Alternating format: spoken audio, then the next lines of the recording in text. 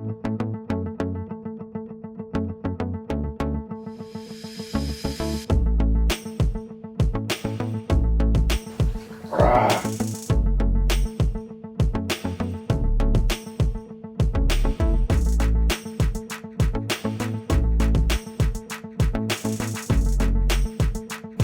it, I'm closer.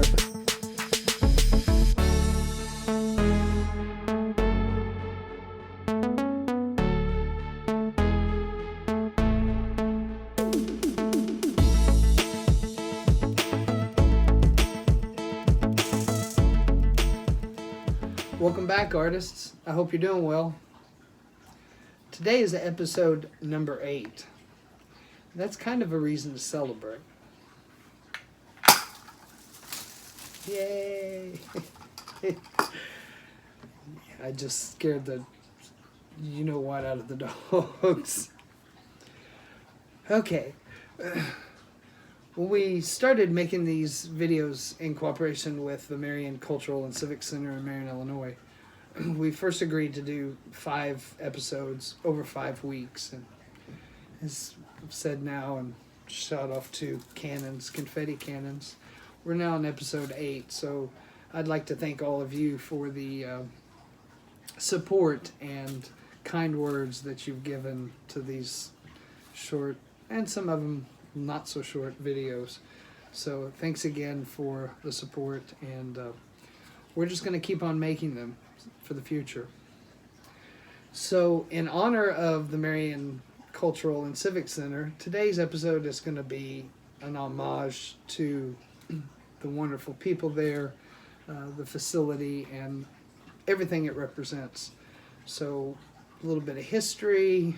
I'm going to feature some of the works that I've created based on the facility itself, and then we'll also do our own little freeform sketching, and I'll use the new GoPro hanging apparatus. So first, let's start with my most recent piece, which was really a piece that featured the southwest corner of the square in Marion, but it also has an addition of the old Orpheum Theater, which is the old facility. So I think that'll be a good place to start.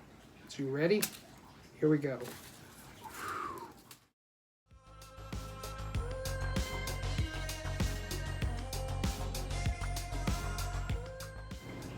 Okay, this building has a lot of intricate detail that you can really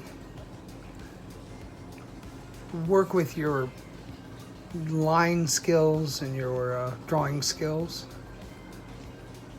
Sometimes when I'm freehand drawing, I just try to get the shapes in there and then just fill in the rest with, details and shadows. As long as you get the overall look, the overall shapes, it's generally recognizable to anyone who knows that building. The key is to get the details, such as the little corner pieces. Sometimes doubling up on lines can really add a little emphasis and shadow and dramatic effect, especially when drawing the tops of the buildings, getting those extra medallions. A lot of times you do get reflections with glass, but when I'm working with buildings with this much detail, I usually just black out the windows. By doing simple cross-hatching, it kind of gives you that effect of glare without even trying too much. And then just by adding color, the recognizable gargoyles and the color of the brick, it all works.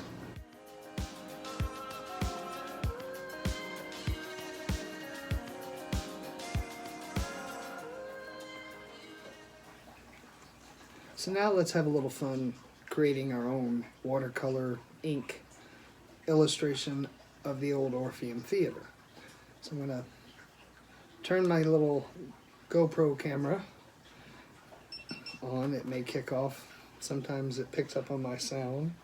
Put on my trusty glasses. Today what you're going to need if we do this in watercolor, you can use markers, but I'm going to use watercolor pencils, which I used these in one of the previous episodes. I'm not really pushing the brand, but the brand is great, but they have nothing to do with this. You can get these in different brands, and they're just regular, look like regular colored pencils, except when you add water to them, they turn into a watercolor pigment. So we're going to use those. I have some old photo paper that you put through the printer and you can print photos. I rarely do that anymore, so I'm going to use an old piece of photo paper, and I turn it with the glossy side down. This allows me to, as I did in the previous video, this allows me to put a color I need down on this paper without the water soaking all the way through it. So you can use any kind of paper that's got a waxy film to it. I've chosen a photograph of the old Orpheum Theater. Actually, it was after it became the Civic Center, but it kind of represents the old theater. So that's the image we're going to use. And we're going to transfer it onto this piece of paper that I have, which is it's a Stonehenge. It's a multi-use paper. So it's good for colored pencils, pastel, watercolor, markers, pretty much anything. It will absorb, but it is a hot press paper, so the paper won't get, it will get warped with water, but it won't completely fall apart. So that's another, again, great brand, but not pushing the brand. You're going to need a pencil to sketch it out. I'm going to use a fine-tipped, extra small, extra fine point pen to do the sketch out. And then I have a couple paintbrushes, different sizes, one to do some little fine details and the other just to kind of fill in. We're not going to do anything, this is going to be more gestural than anything. Of course, you're going to need some water and some paper towels to keep handy. So the first thing we're going to do is we're going to sketch out our drawing. And to save time, I've already somewhat sketched out my the shapes of the building. And what I'm going to do now is ink in and probably do a little bit of fast forwarding through this. But this will just kind of give you an idea of how you can go about putting in some line detail with this watercolor. So this is going to be step one, was sketching it out to get your shapes. So we just basically cut it into different planes and put those planes onto the paper that we're going to work on. Don't worry about whether the perspective is completely correct, because this being a watercolor illustration, really it's just a matter of representing it with some details. So let's go ahead and ink the drawing and we'll start from there. Okay, here what I'm doing is I'm working from the foreground back. So since the chains would be in front of everything else, I put the chains in first. Then I move on to more or less blocking in the planes. The front of the building is made up of 3 planes that make the rounded or octagonal corner of the building. So I've broken it up into 3 planes. So here I'm just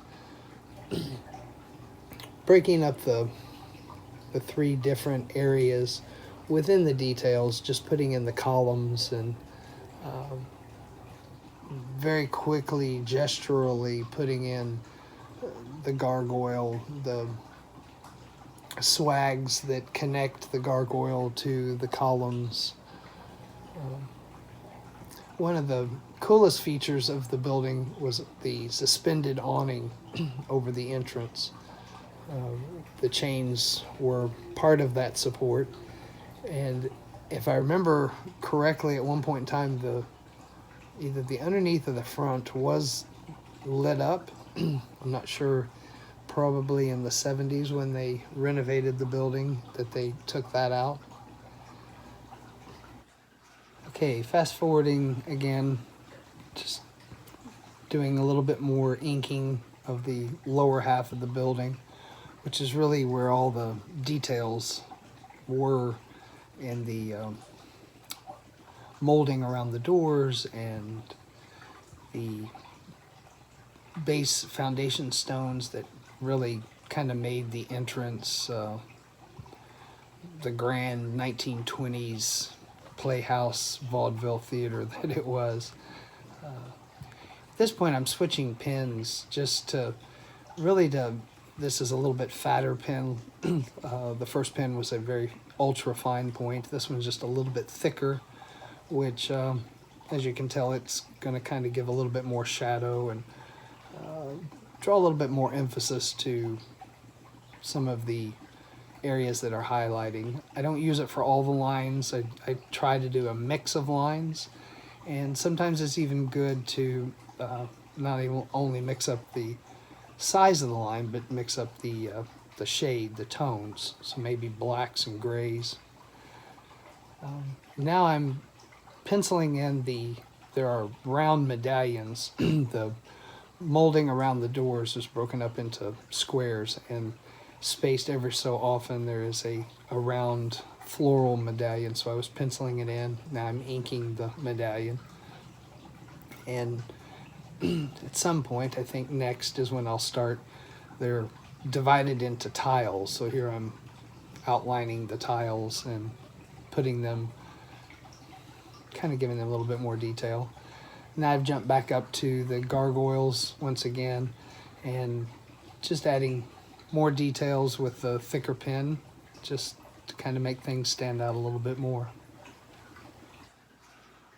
Okay, we have most of the elements inked out and ready to add some color, but the first thing I want to, before we do that, I want to add a little special message on the marquee. And this may not show up until a little bit later, but those of you who know will know. So let's add that now.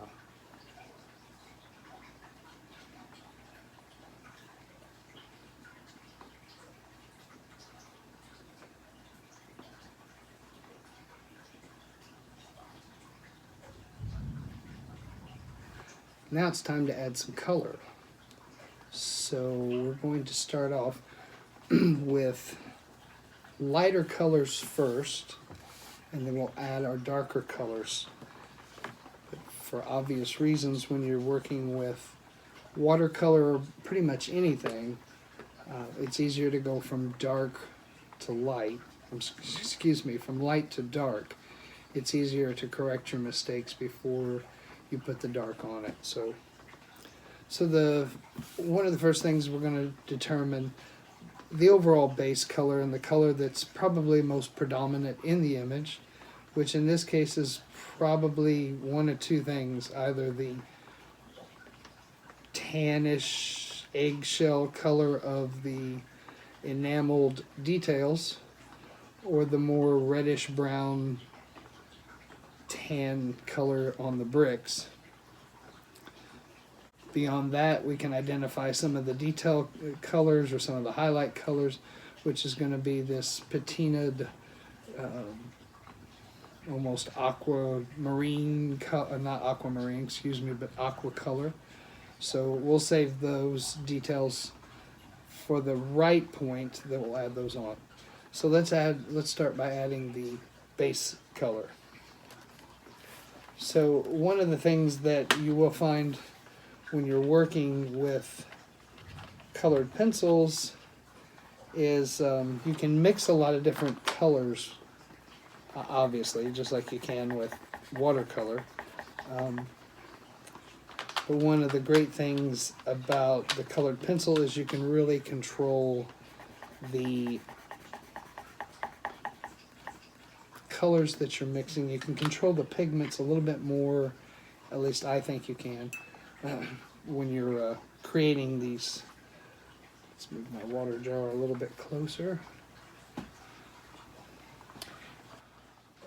So right now I'm going to try to mix a color that's going to be close to this brick color. I'm not going for exact, I'm just going for similar. We'll just kind of add in some, got a little bit of orange, a little bit of burnt sienna, just a little bit of yellow. Again, we're kind of getting close there. A little bit more of that orange in. I think they were there. So it's kind of a reddish. And what we're going to do is we're just going to translate wherever it is on the picture. We're going to put it in on our drawing, keeping in mind that the pigment itself is going to work right into the paper pretty quickly. So be prepared to work fast.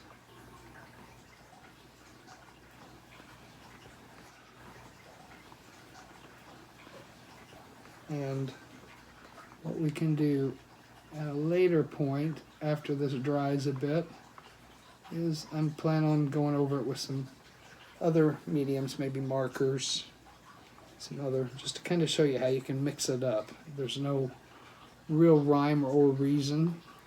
Okay, so now we're in the arches.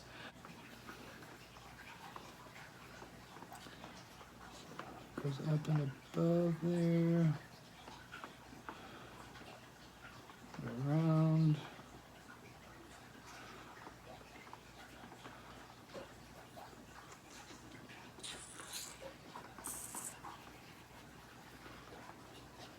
Here.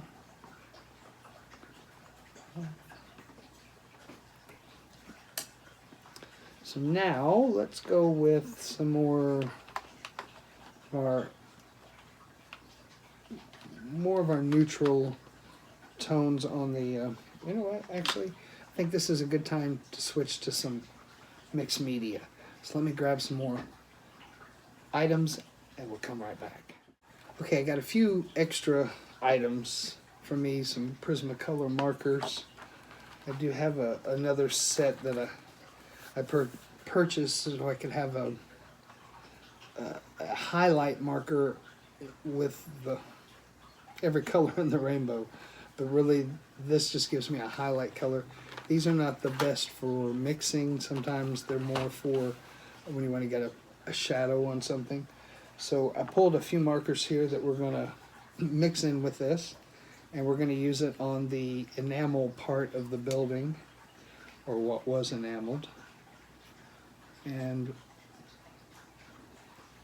just going to kind of use this as our base.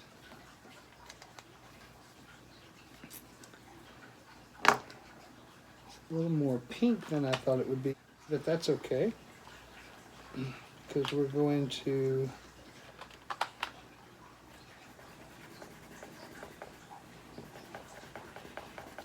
you're thinking right now, he's using brown, what is going on? Sometimes by using a complementary color on top of something like this that's too pink, sometimes by putting that complementary color on there, you can get what you were looking for. It's because these are Prismacolors and markers, and we're just kind of experimenting. But the approximate complementary color to that pinkish color would be a brown, something in the brown family. Okay, so now we can just kind of fill in some of the other details with the same brown. And just by adding just more water to it, it kind of implies it's a lighter color, or even a different texture or material altogether.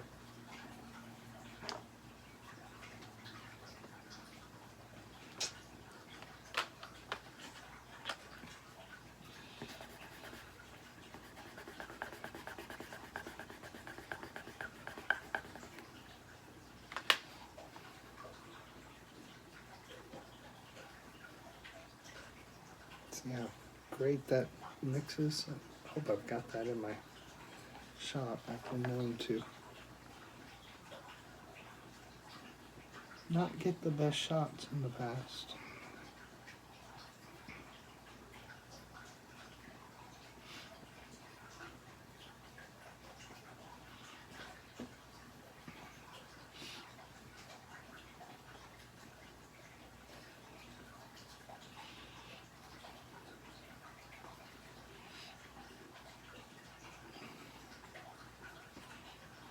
Okay.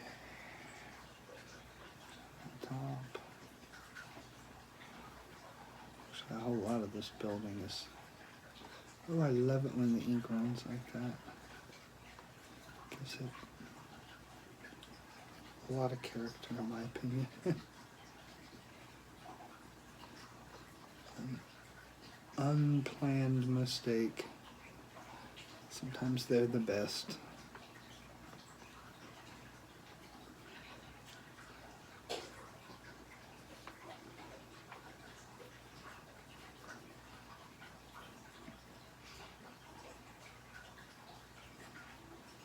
Okay.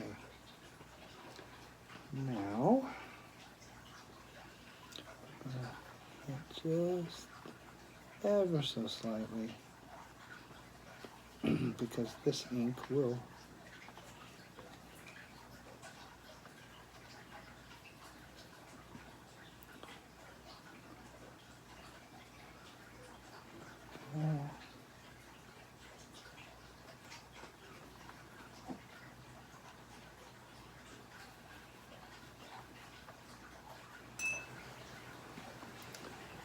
I'm going to use a Prismacolor marker. Let's see, let me move this out of the way. This is 80%, that'll work. And we're going to do our underneath of our line.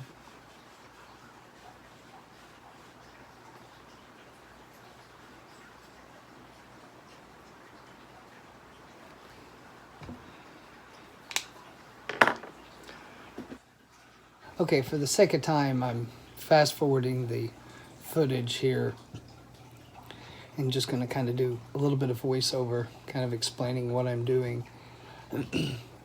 Right now, I'm just kind of filling in some of the colors, like the silver metal of the doors and some of the darker brick that appear in the arches. Just by mixing the colors that I've been working with a little bit of black, sometimes adding water, a little bit more pigment, a little bit more water, you can come up with different tones. Here I'm preparing to put the sky reflection into the windows. This is something that's really fun to do when you're working with watercolor or color of any kind, is you can really kind of add a lot of ambiance by reflecting the world through windows, glass, or any kind of shiny material or metal, that kind of stuff. So as you can see up on the awning, that's also the same thing, kind of a steel colored awning, so it's reflecting the blue. And then here I'm putting in the green touches. It's the final touches on the piece, and there you have it. An Orpheum Theater, Marion Cultural Civic Center. Originally opened in 1922 as the Orpheum Playhouse Theater, this facility sat in the bustling southwest corner of the town square of Marion, Illinois. The facility boasted many greats of the time, Harry Houdini, Hedy Lamarr. There were several big name acts, music, jazz acts. The facility itself actually boasted one of the best facilities in the area with a raised stage and an orchestra pit. In the early 30s, it expanded its role into movies, talking movies, and the Orpheum Theater just continued to gain popularity from that point. Unfortunately, by the early 1970s, the facility had fallen into sad disrepair, and the parent company that operated it ceased to operate it. At that point, the city, through a concerted effort through concerned citizens, purchased the property to turn it into the Marion Cultural and Civic Center. My own personal experience with the building started in 1978 when I was enrolled in my very first art class in a office that was on the second floor of the facility. Unfortunately, in 1997, we lost the original facility to arson, and for several years the community itself lived without the facility and what it could offer, only being reminded by the "To Come" sign advertising the Capital City project. There were many designs, but fortunately, through great vision, somebody decided to save the facade of the original building, which was incorporated into the design.